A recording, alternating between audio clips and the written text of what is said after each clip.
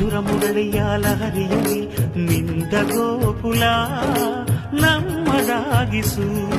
ಶಿವನನು ಪುರಾನುರಣಿಸು ಆ ಕೈಲಾಸವ ಕಣ್ಣ ತುಂಬಿಸು. ಸೌಂದರ್ಯವೆಲ್ಲ ಏಕವಾಗಿ, ಸೌಂದರ್ಯವೆಲ್ಲ ಏಕವಾಗಿ ಮಂದಹಾಸವಾಗಲಿ.